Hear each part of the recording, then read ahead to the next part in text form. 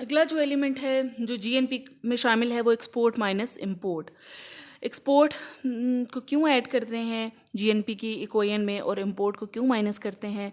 जैसे बच्चे जो चीज़ें हम एक्सपोर्ट करते हैं, फॉर एग्जांपल ये पेन है, अगर हम इसको हम ये प्रोड्यूस हुआ है हमारे मुल्क के अंदर और हमने इसको एक्सपोर्ट कर दिया है, ईरान में चला गया ये पेन, और ये 20 रुपीज़ का उधर कोई ईरानी इसको बाय करता है, तो वो जो ईरानी के जो 20 रुपीज़ हैं वो finally they will travel to me. अगर मैंने ये प्रोड्यूस किया है तो वो फाइनली वो 20 रुपीज़ मेरी पॉकेट में आ जाएंगे। सो दैट्स वाई के जो एक्सपोर्ट्स हैं they are added in the GNP. दूसरी तरफ हम इम्पोर्ट्स को माइनस कर देते हैं। क्यों माइनस करते हैं? इसलिए कि जैसे फॉर एग्जांपल कि अगर जो है लेट सपोज के ये जो पेज है ये हमने इंपोर्ट किया है, ठीक है, ये इंपोर्ट किया है, कहाँ से इंपोर्ट किया है? हम चाइना से इंपोर्ट किया है। इस पेज की जो प्राइस है वो हमने पे की है 10 रुपीज़। तो अगरचे ये मैंने अपनी लोकल शॉप से परचेज़ किया है, लेकिन ये 10 रुपीज़ जो हैं ये finally they will travel step by step and they will reach to the pocket of the Chinese man. So that's why कि जब हम इम्पोर्टेड चीज़ों पर पैसे खर्च करते हैं तो वो सारे के सारे जो पैसे होते हैं वो हमारे मुल्क से बाहर चले जाते हैं, और जब हम चीज़ें एक्सपोर्ट करते हैं तो जब दूसरे लोग उनको परचेज़ करते हैं तो वो पैसे हमारे मुल्क के अंदर वापस आ जाते हैं। दैट्स वाई के exports are added in the GNP and imports are subtracted in the GNP. ठीक है बच्चों। सो अगला ये आपका जो जीएनपी का जो कॉन्सेप्ट है, जैसे मैंने आपको बताया कि सबसे पहले यही जीएनपी है जो पूरी इकोनॉमी के अंदर से डाटा लेकर उसको जिस सबसे पहला हमारे पास एक कैलकुलेटेड फॉर्म में जो डाटा आता है वो जीएनपी का होता है। ठीक है, बाकी जो सारे कॉन्सेप्ट्स होंगे, बाकी जो सारी इक्वेशंस होंगी वो हम जीएनपी से ही डिराइव करेंगे। ठीक है, सो बहुत ज़्यादा फोकस करें आप इस पर, जीएनपी पर, किस पर आपका कॉन्सेप्ट बिल्कुल क्लियर हो कि GNP is equal to C plus I plus G plus X minus M. ठीक है, इसको हमने कैसे फिशर की जो डेफिनेशन थी उसको फॉलो करते हुए हमने ये जीएनपी के इक्वेशन को डराइव किया है। इसके अंदर क्या है कि पूरे इकोनॉमी के अंदर किए जाने वाले तमाम तरह के एक्सपेंडिचर्स को हमने जमा कर लिया है। सी आम पब्लिक की तरफ से किए जाने वाली स्पेंडिंग्स हैं। इन्वेस्टमेंट जो है वो स्पेंडिंग्स हैं जो आम लोगों ने की हैं नए प्रोजेक्ट्स पर। और जी के अंदर दोनों तरह की गवर्नमेंट की स्पेंडिंग्स आ जाती हैं, चाहे वो उसकी डेली रूटीन को चलाने वाली हों, चाहे वो उसकी इन्वेस्टमेंट्स हों, दोनों जी के अंदर शामिल होंगी। और फिर एक्स माइनस एम, एक्सपोर्ट और माइनस इम्पोर्ट। ठीक है जी, ये हो गया जीएनपी। अब बाकी आप देखें जितनी भी इक्वेशंस हैं वो जीएनपी के अंदर से ही हमने निकाली हैं। जैसे अगला जो कॉन्सेप्ट है एनएनपी, नेट नेशनल प्रोडक्ट। ठीक है, NNP, net national product. Net national product अगर आप जीएनपी में से डीए, डेप्रिसिएशन अलाउंस को माइनस कर दें, DA stand for depreciation allowance. ठीक है, you can note it, depreciation allowance.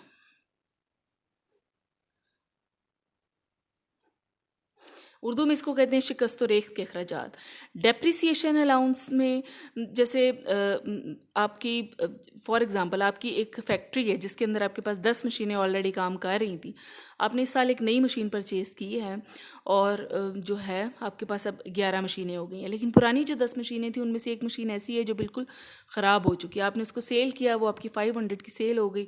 अब आपने उसमें 500 रुपीज़ और डाले और 1000 रुपीज़ की आपने उसको रिप्लेस कर लिया। 500 आपको सेल करके हासिल हुए, 500 आपने ऐड किए और एक नई मशीन ले ली, और आपने 1000 की एक ब्रांड न्यू और भी मशीन का इजाफा किया है। सो आप कहते हैं कि मैंने इस दफ़ा अपनी जो है फैक्ट्रीज़ के अंदर मशीनों के ऊपर 1500 रुपये की इन्वेस्टमेंट की है।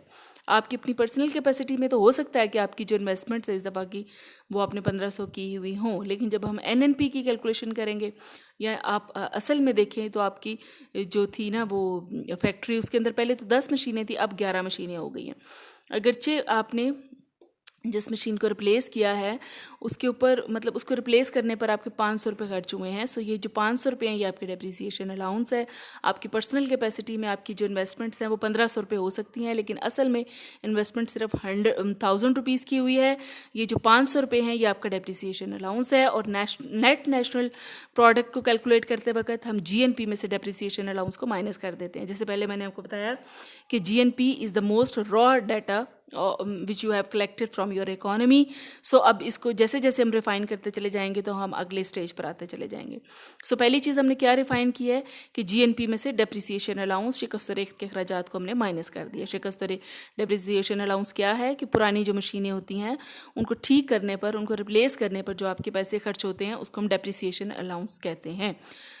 तीसरा जो आपका मेजर कॉन्सेप्ट है वो है gross domestic product. Gross domestic product, ठीक है जी। ये जीएनपी में से हम फॉरेन रेमिटेंसेस को माइनस कर देते हैं। Foreign remittances income from external resources, कि जो दूसरे मुल्कों के अंदर जो लोग रह रहे हैं, ठीक है, वो जो पैसे अब पाकिस्तान में भेजते हैं उनको स्पेंड तो किया जाता है ना। सो वो जो पहले हमने, जैसे अगर कोई बाहर आपका कोई रिश्तेदार, आपके फादर बाहर के मुल्क में रह रहे हैं, तो वो जितने भी पैसे भेजते हैं आप उनको ज़रूर कंज्यूम कर देते हैं, वो प्राइवेट कंजम्पशन की शक्ल में और फिर प्राइवेट इन्वेस्टमेंट की शक्ल में वो हमारी जीएनपी में शामिल हो जाते हैं, ठीक है। लेकिन अब हमने ये जो ग्रॉस डोमेस्टिक सिर्फ मुल्क आपके, सिर्फ हमें वो फिगर चाहिए जो आपके सिर्फ मुल्क के अंदर पैदा हुआ है, ठीक है। ये जो बाहर से जो पैसे आए हैं उनको हमने इसमें से माइनस कर देते हैं तो हमारे पास जीडीपी का फिगर आ जाता है। मतलब जीडीपी का फिगर हमने कैसे हासिल किया कि जब जीएनपी में से हम फॉरेन रेमिटेंसेस को, इनकम फ्रॉम एक्सटर्नल रिसोर्सेज को माइनस कर देते हैं तो हमारे पास जीडीपी का फिगर आ जाता है। अगली चीज़ जो है वो है बच्चों नेशनल इनकम। नेशनल इनकम जिसकी एब्रीवेशन है एनआई, इसको हम कैसे हासिल कर सकते हैं? नेट नेशनल प्रोडक्ट में से हम इनडायरेक्ट टैक्सेस को माइनस कर देंगे और सब्सिडीज़ को ऐड कर देंगे। इनडायरेक्ट टैक्सेस क्या होते हैं? इसको हम कहते हैं बच्चों बिलवास्ता टैक्स, और सब्सिडी जिसको हम कहते हैं आने। इनडायरेक्ट टैक्सेस क्या होते हैं बच्चों? जो आपको पता भी नहीं चलता और आपसे ले लिए जाते हैं, that is called indirect taxes. जैसे आपके सेल्स टैक्स हैं, they all are indirect taxes. अगर आप मार्केट में से कोई 120 रुपीज़ की कोई चीज़ बाय करते हैं तो उसके ऊपर असल में उसकी जो रिटेल प्राइस है दैट इज़ ओनली 100 रुपीज़। वो जो 20 रुपीज़ हैं वो सेल्स टैक्स की फॉर्म में आप गवर्नमेंट को पे कर रहे होते हैं। सो अगर आपको नेशनल इनकम का फिगर चाहिए तो आपने नेट नेशनल प्रोडक्ट में से इनडायरेक्ट टैक्स को माइनस कर देना है और फिर इसमें जो सब्सिडीज़ हैं उनको ऐड कर देना है। सब्सिडी जिसको उर्दू में आना कहते हैं। सब्सिडी क्या होता है? सब्सिडी बच्चों ये ऐसे पैसे हैं जो कि गवर्नमेंट पे करती है, ठीक है। Subsidy is actually the part of price which is paid by the government, not by consumer, ठीक है। जैसे बच्चों इसकी बड़ी एक वाजिया मिसाल है, जैसे आपको याद अगर हो कोई 3-4 साल पहले जो था वो रोटी 8 रुपए की थी और कुछ तंदूरों के ऊपर रोटी 2 रुपए की मिलती थी, ठीक है। वो क्यों 2 रुपए की मिलती थी कि उस असल में उसकी की मार्केट प्राइस तो 8 रुपए ही थी, लेकिन वो 2 रुपए की कैसे थी कि 6 रुपए गवर्नमेंट पे कर रही होती है और 2 रुपए जो है कंज्यूमर पे कर रहा होता है। इसी तरह से गवर्नमेंट अक्सर व बेशतर पेट्रोल पर या इलेक्ट्रिसिटी पर या डिफरेंट नेसेसिटीज़ ऑफ लाइफ के ऊपर सब्सिडी देती रहती है, ठीक है। सो अगर आपको नेशनल इनकम का फिगर चाहिए तो आपको एनएनपी में से इनडायरेक्ट टैक्सेस को माइनस करना है और सब्सिडीज़ को ऐड करना है, ठीक है जी। तो आपके पास नेशनल इनकम का फिगर आ जाता है। अगला बच्चा जो है वो है पर्सनल इनकम। पर्सनल इनकम को आप कैसे आप हासिल करेंगे कि अगर आप नेशनल इनकम के अंदर ट्रांसफ़र पेमेंट्स को प्लस कर दें, ठीक है, और डायरेक्ट टैक्सेस को भी प्लस कर दें और फिर undistributed profits of joint stock companies को माइनस कर दें और ये सारी कोई इनको जब आप लेकर चलेंगे तो आपके पास जो फिगर आएगा that will be personal income. अब ये मैं बारी बारी आपको बता देती हूँ कि ट्रांसफ़र पेमेंट्स क्या होती हैं। ट्रांसफ़र पेमेंट जिसको उर्दू में हम कहते हैं इंतकाली अदायगियाँ। ट्रांसफ़र पेमेंट बच्चों वो पेमेंट्स हैं जो आम लोगों को की जाती हैं गवर्नमेंट की तरफ से जबकि उन्होंने कोई काम नहीं किया हुआ था, ठीक है।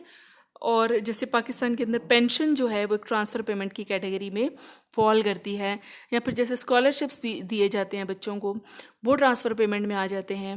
जैसे दूसरे मुल्कों के अंदर अनएम्प्लॉयमेंट अलाउंस दिया जाता है और बेबी अलाउंस दिया जाता है, ठीक है, ओल्ड एज अलाउंस दिया जाता है।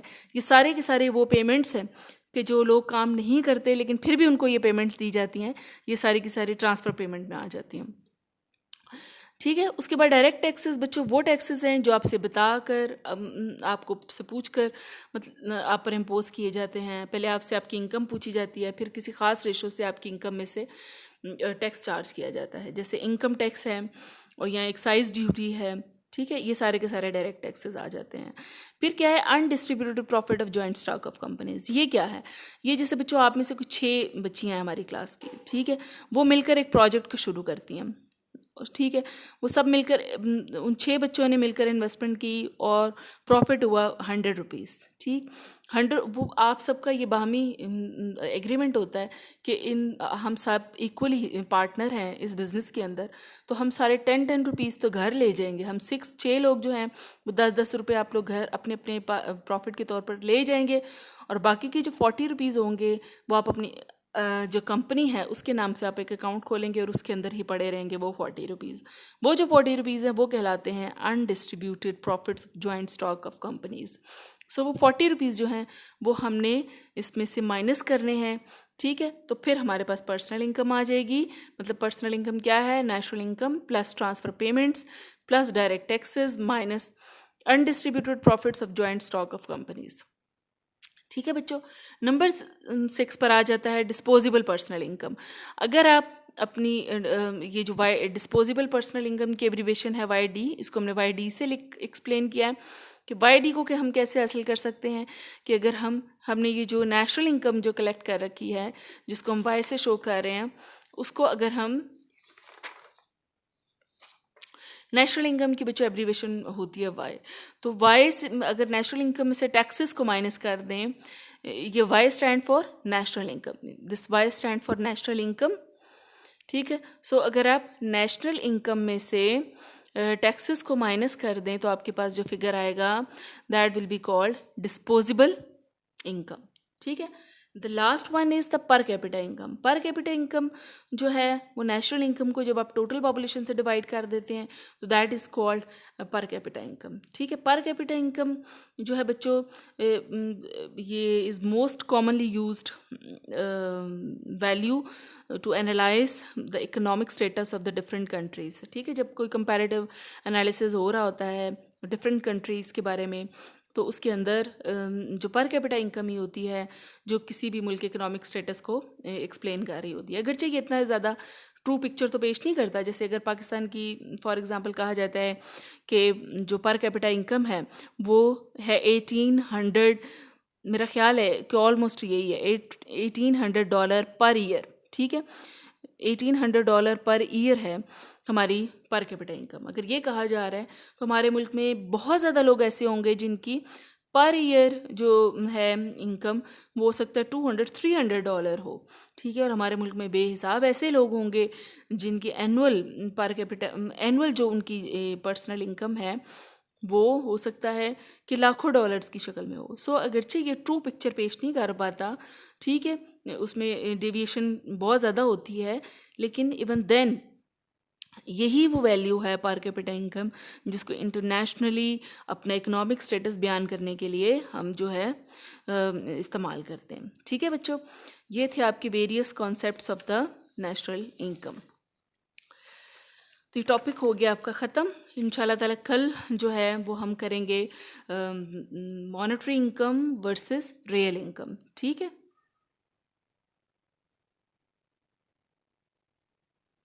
और उसके बाद बल्कि वो भी अभी बता देती हूँ, एक टॉपिक में और इसमें ऐड कर देती हूँ, नंबर 8। ये चलो बच्चों बस ये इतना ही काफ़ी है आज के लिए। कल मैं आपको पढ़ाऊँगी कि मॉनेटरी इनकम क्या होती है और रियल इनकम क्या होती है, और उसके बाद method to measure the national income, ठीक है जी।